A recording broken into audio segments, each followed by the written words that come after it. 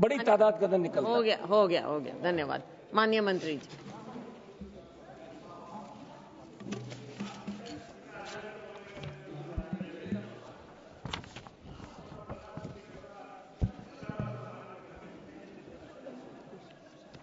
माननीय सभापति महोदय, इस सदन में हमारे पोर्ट शिपिंग वाटरवेज मंत्रालय की एक बड़ी महत्वपूर्ण बिल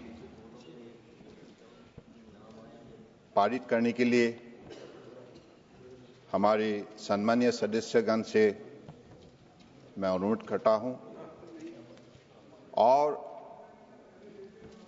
खास करके पिछले 2 दिन से इस बिल पर जो भी चर्चा हुई, इस चर्चा में हमारे परम आदरणीय संसद ने बड़े निष्ठापूर्वक भाग ली, अपनी सोच, अपने विचार भी रखे।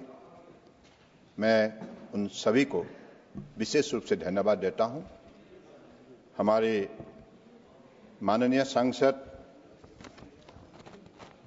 बी मानिक्कम ठाकुर जी, अरुण गोविल जी, नरेश चंद्र उत्तम पटेल जी, सुगत राय जी, डीएम कथीर आनंद जी, लाभोश्री कृष्णा डबारा यल्लू जी, आलोक कुमार सुमन जी, अनिल यासन देसाई जी, सुप्रिया सोले जी, रविंद्र दत्तराम वेकर जी, सुधा आर जी, मुकेश कुमार जी, गुरुमूर्ति मडेला जी, सुधाकर सिंह जी,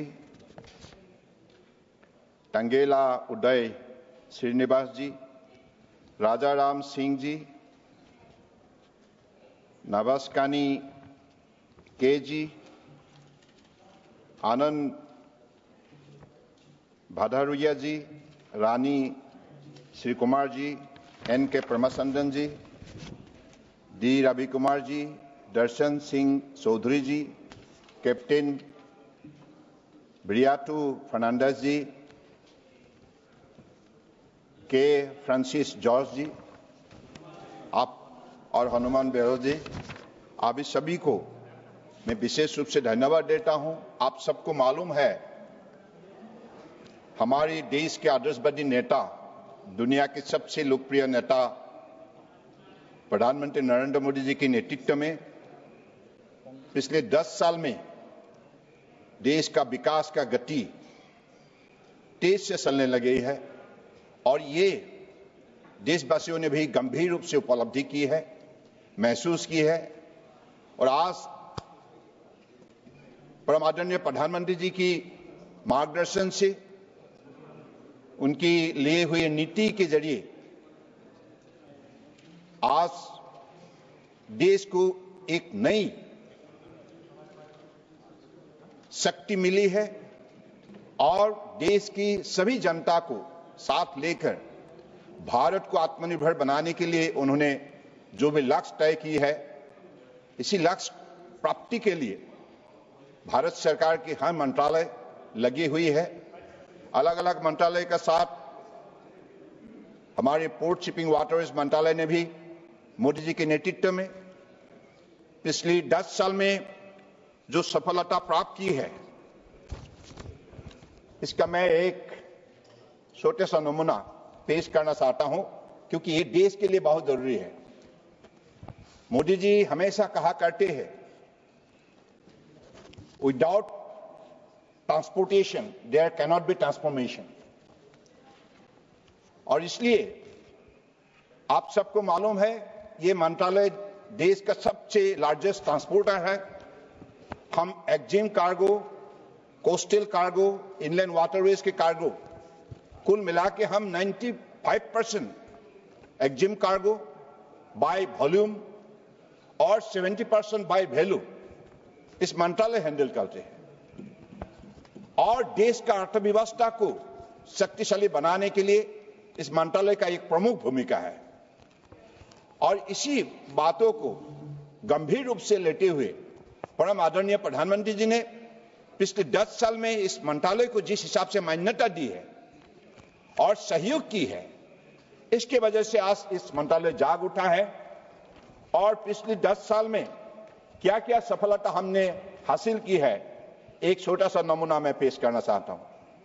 कार्गो हैंडलिंग के सिलसिले में हमारे ग्रोथ 103% हुई है। 2014 में 800 मिलियन मेट्रिक टन से लेकर अब 1630 मिलियन मेट्रिक टन पहुंच चुका है।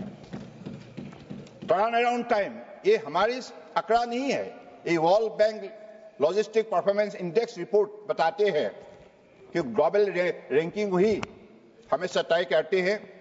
Turn around time improve to 0.9 days in 2024, better than the port in the United States 1.5 days, Germany 10 days, Singapore 1 days। तो इसलिए हमारे टर्न अराउंड टाइम के सिलसिले में भी हम लोगों ने जो विकसित देश है इससे भी हम बेहतर परफॉर्म करने में सफलता प्राप्त की है। साथ साथ में container dwell time reduce to 3 days, outperforming the several advanced countries। और पोर्ट रैंकिंग और परफॉर्मेंस हमारे 2014 में पोर्ट का पोजीशन 54 में थे और आज इसी का जो विकास हुई है, आधुनिक नीति और कार्यक्रम सफल रूप से लागू होने की वजह से आज 54 से हम 38 तक पहुंच चुका है। और इंटरनेशनल शिपमेंट कैटेगरी में इंडिया का पोजीशन 44 2014 में 44 में थे और आप 22nd तक हम आगे बढ़ने में सफलता प्राप्त की है। और दुनिया का टॉप 100 पोर्ट्स के बीच में भारत का 9 पोर्ट टॉप 100 के बीच में पोजीशन लेने में सफलता प्राप्त की है। इनमें से हमारे भारत सरकार का जो पोर्ट है विशाखापट्टनम, उनको 19 नंबर के स्थान में अपना पोजीशन निश्चित किया है। शिपिंग सेक्टर अचीवमेंट में हमारे सी फेयर्स अपॉइंटमेंट के सिलसिले में 2014 में it was limited to 1,17,000 only और अब 2,85,000 तक इसका बढ़ोतरी हुई है, यानी कि 143% ग्रोथ। क्रूज पैसेंजर्स पहले 85,000 में सीमित रहे और मोदी जी के आने का बाद इसके आंकड़ा बदल चुका है, 85,000 से 4,71,000 तक पहुंच चुका है, यानी कि उनका 454% बढ़ोतरी हुई है। उसी हिसाब से हमारे शिप बिल्डिंग इंफ्रास्ट्रक्चर में Great Nicobar transshipment port, Vadhavan port, ये जो बड़े बड़े पोर्ट का भी अभी कंस्ट्रक्शन की डिफरेंट स्टेज पर आगे बढ़ चुका है। और Tuticorin international container terminal development में भी हमने सफलता प्राप्त की है और 6 लाख TEUs कैपेसिटी हमने उसको बढ़ाने में सफलता प्राप्त की है। और इनलैंड वाटरवेज में राष्ट्रीय जो जलमार्ग है, कांग्रेस का कार्यकाल में राष्ट्रीय जलमार्ग कुल मिला के पास होते थे अप टू 2014 तक, लेकिन मोदी जी आने का बाद इस पर अध्ययन हुई, अनुसंधान हुई, टेक्नो इकोनॉमिक फिजिबिलिटी रिपोर्ट के बाद नए कानून बने और 5 राष्ट्रीय जलमार्ग के बदले 111 तक जलमार्ग का बढ़ोतरी हुई है। और आज इसी जलमार्ग के आधुनिक रूप देने की वजह से, इसके इंफ्रास्ट्रक्चर बनने की वजह से आज 2014 में इस जलमार्ग का कार्गो हैंडलिंग कैपेसिटी सिर्फ 18 मिलियन मेट्रिक टन रहे और उसमें से अब बढ़कर 130 मिलियन मैट्रिक टन हुआ है, यानी कि 639% ग्रोथ हुई है। तो इसलिए आज परम आदरणीय प्रधानमंत्री जी के नेतृत्व में जो आधुनिक व्यवस्था इस मंत्रालय में प्रस्तुत की गई है और पोर्ट मॉडर्नाइजेशन, मैकेनाइजेशन, डिजिटाइजेशन की वजह से, पोर्ट लेड कनेक्टिविटी एनहांसमेंट की वजह से, कोस्टल कम्युनिटी डेवलपमेंट की वजह से, पोर्ट लेड इंडस्ट्रियलाइजेशन की वजह से, इनलैंड वाटरवेज और कोस्टल शिपिंग की विशेष रूप से विकास होने की वजह से आज हमारे मंत्रालय ने उल्लेखनीय सफलता प्राप्त की है। तो ये जो ट्रांसफॉर्मेशन के सिलसिले में सिर्फ इंफ्रास्ट्रक्चर में नहीं, हम लोगों ने लेजिस्लेटिव ट्रांसफॉर्मेशन रिफॉर्म्स लाने के लिए भी हम लोगों ने कदम उठाए हैं। लेजिस्लेटिव रिफॉर्म के सिलसिले में हमारे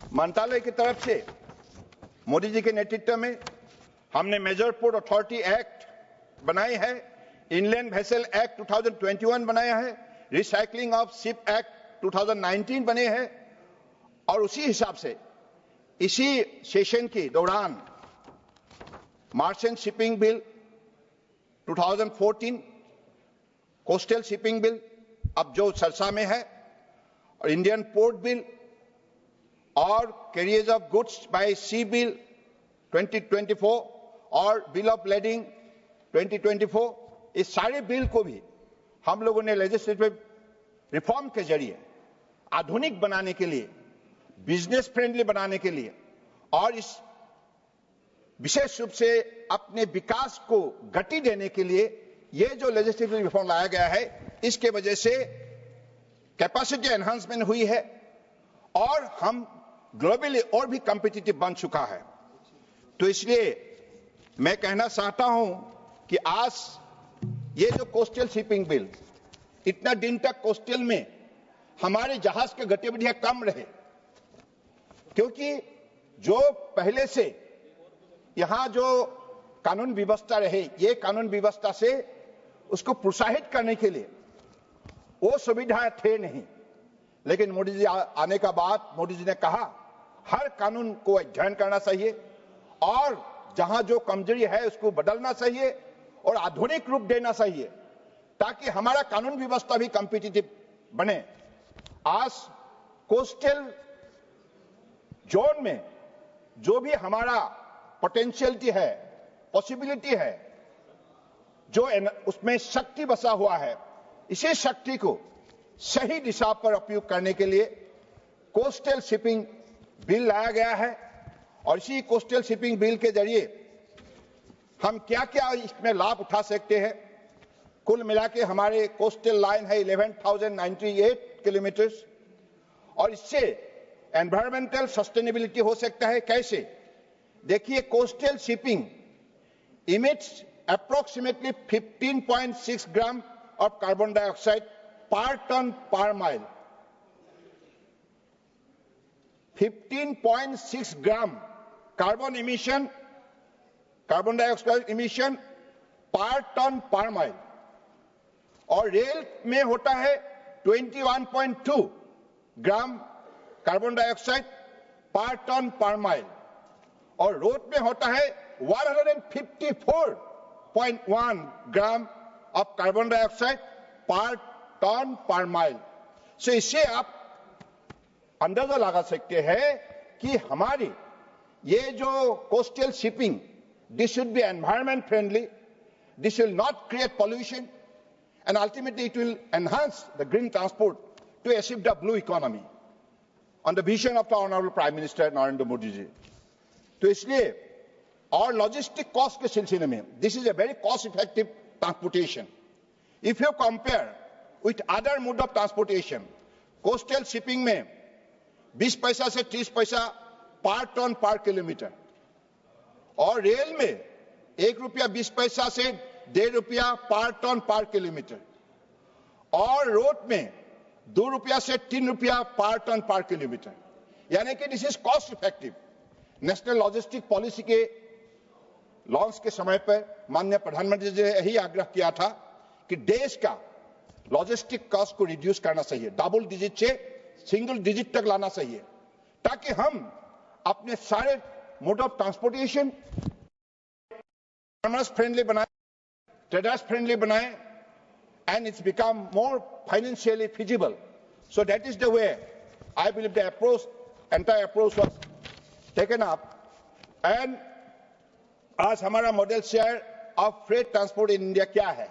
रोड में approximately 66% of total freight movement, rail में 31% और कोस्टल शिपिंग में सिर्फ 5% अब तक 5%, और इंडियन वाटर्स में 2%, और एयर ट्रांसपोर्ट और पाइपलाइन में it is less than 1%.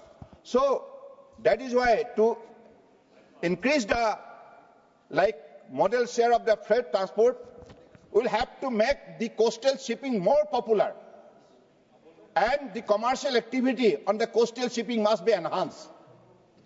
So that is why this particular legislation is formulated, and this is to make more trade friendly, and this is going to make our entire coastal region more viable and more seamless movement for our vessel to move, and also generate more economy, like to create employment opportunities, income generation. And if you compare with the developed countries, European Union, coastal shipping combined with inland waterways constitute approximately 40% of freight transport. European union में 40% तक है, तो हमारा यहां सिर्फ 5% है. यानी कि हमारे समुद्रिक जो हमारे मार्ग है, इस जलमार्ग को हमने सही इस्तेमाल नहीं किया है. सो सही इस्तेमाल करने के लिए वहां रेगुलेशन लाना होगा, कानून व्यवस्था ऐसा होना होगा ताकि जो भी ट्रेडर्स है, ये ट्रेडर्स के लिए ये ऐसा easy access is of doing business का अपॉर्चुनिटी मिले. तो इसलिए माननीय सभापति महोदय, मैं आज हमारी इस चर्चा में परम आदरणीय जो संसद ने भाग लिया था और उनकी तरफ से उठाए हुए सवाल का जवाब मैं देना चाहता हूं. और आज अधिकतर माननीय सांसद अभी हाउस में नहीं है, लेकिन मुझे अच्छा लगता अगर वो उपस्थित होते, क्योंकि इस चर्चा में उन लोगों ने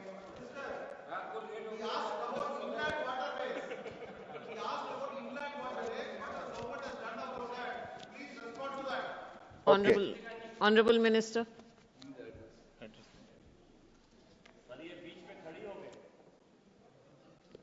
Respected Madam, आप सबको मालूम है कि since time immemorial our nation has had a glorious maritime history. In fact, our nation golden ages were the time when we were a maritime power too. Right from the world first docked at Lothal, Gujarat, about almost 5,000 years ago, throughout the glorious eras of Mauryas, Vijayanagara Empire, Cholas, Cheras, Pandyas, and Pallavas, up to the impressive fleet of Chhatrapati Shivaji Maharaj, led by his chief commander, Kanoji Angre. Our nation was on the pinnacle of all maritime trades, be it shipbuilding, seafaring expertise, ocean voyages, cargo movement to far-off ports of the globe, or the use of scientific navigation system. Our nation had skill and supremacy. Such was our nation maritime imprint upon the world, that even the English word navigation found its origin in the ancient Sanskrit word nav gati, meaning change in course or direction. Coastal Shipping Bill 2024, which has now been taken up for consideration and passing by this August House, is another example of Navagati.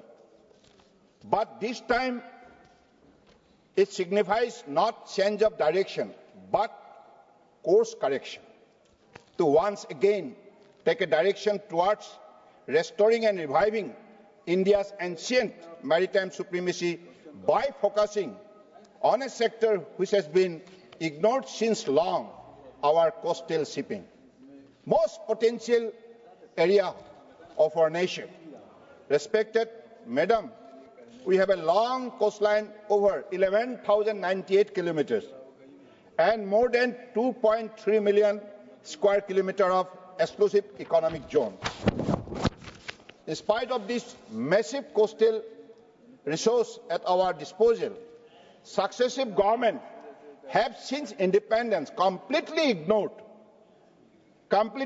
and neglected this sector and never tried to even look at and try to revive our ancient maritime prowess by way of shoring up our hugely untapped and vast coastal shipping sector.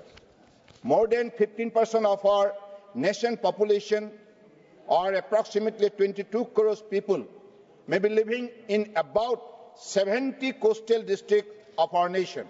Approximately 42% of our nation population, or about 60 crore people, may be residing in our coastal states and union territories today.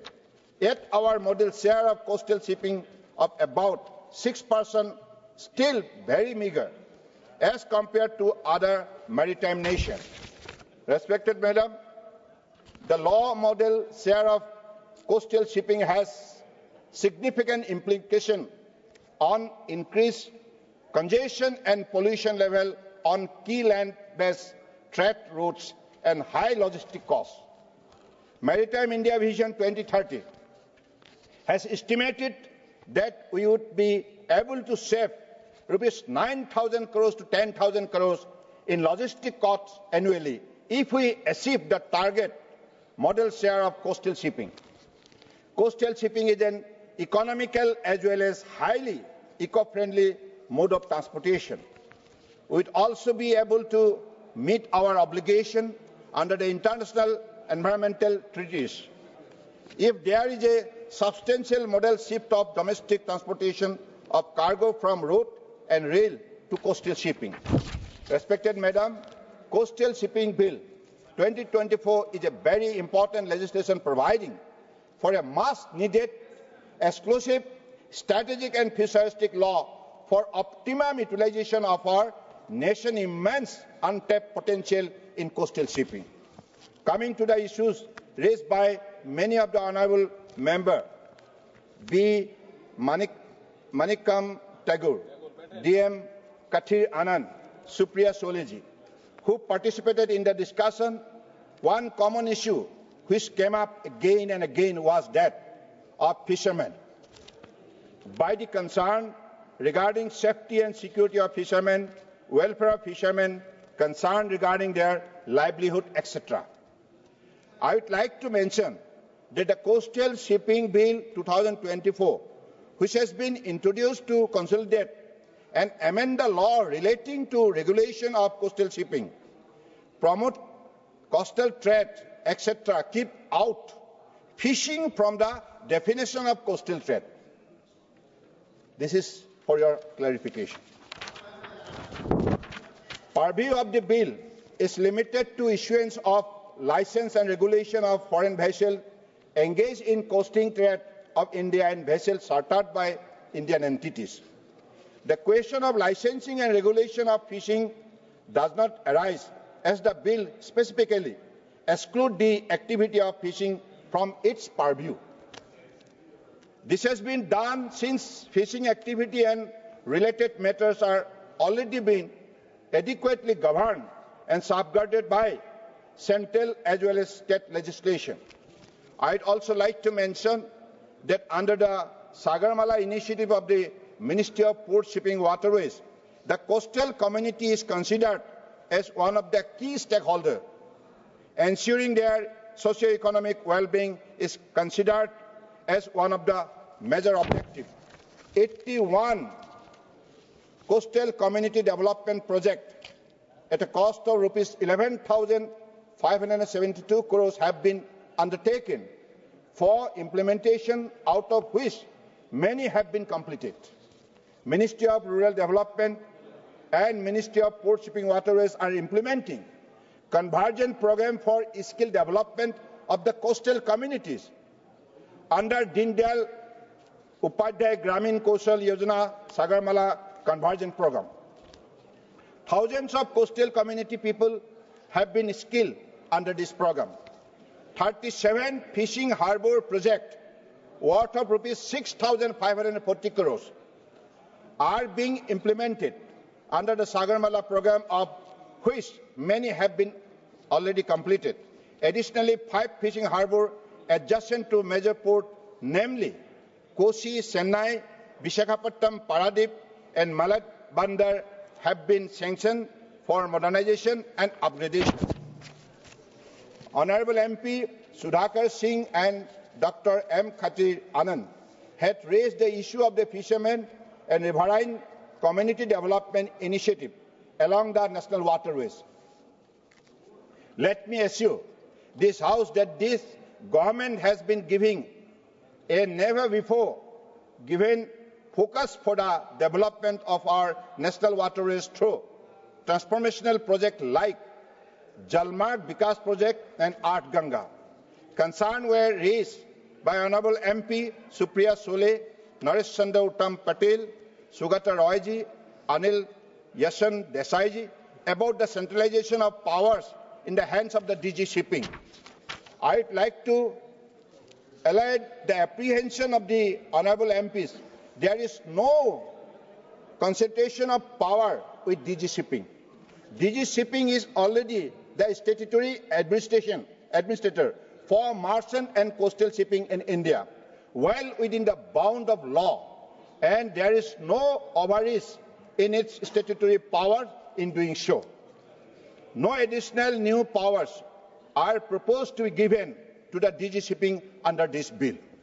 Further, while framing the rules, checks and balances on exercise of DG Shipping powers under the bill would be well ensured.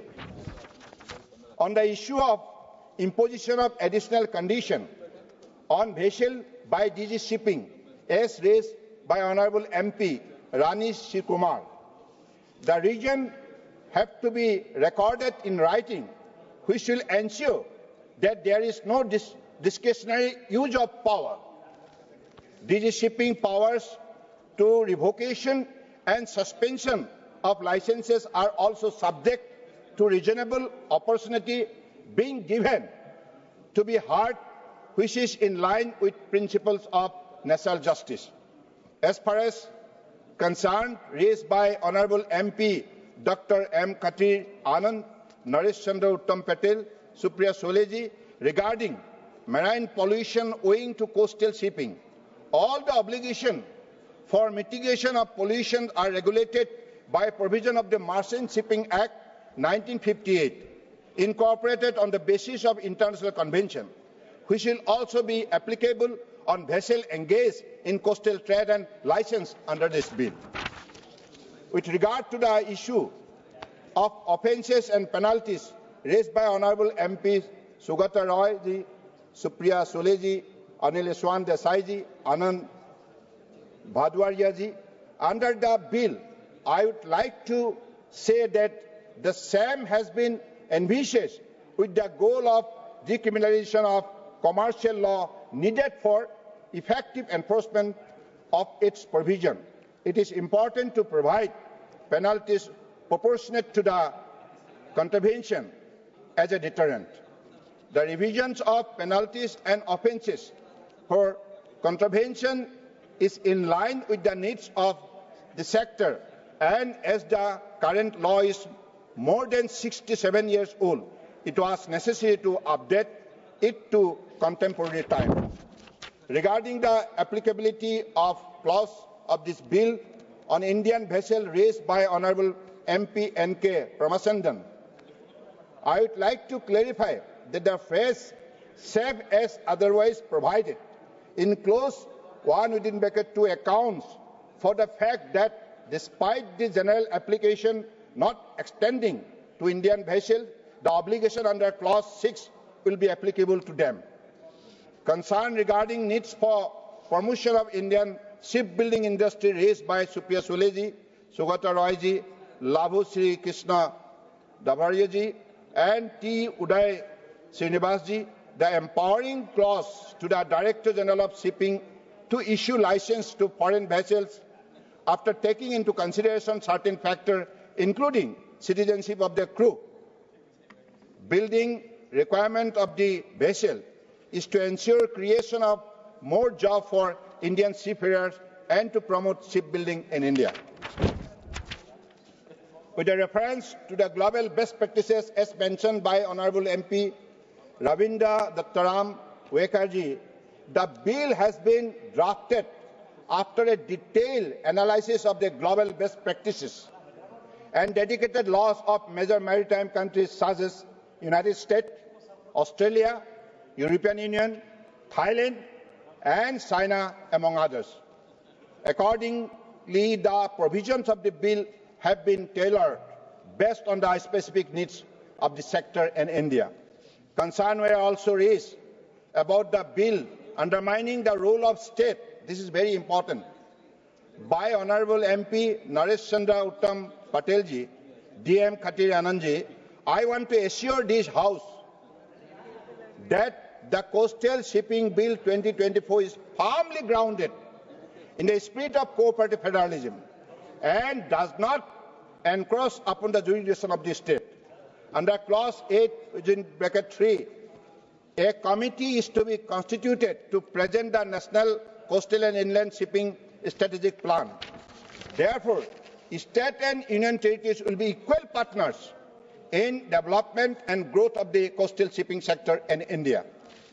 Far from centralizing power, the bill provides for active representation of coastal states, 9 coastal states, 4 union territories in key institutional mechanism. मैं इसी शब्दों के साथ हमारे परम आदरणीय संसद ने इस बिल की चर्चा के कालखंड में जो उल्लेखनीय उन्होंने योगदान दी है, इसके लिए मैं आभारी हूं, सबके लिए आभार व्यक्त करना चाहता हूं और अब मैं सभी आदरणीय संसद से आग्रह करता हूं इस बिल को पारित करने में मदद करें। बैठिए, हो गया।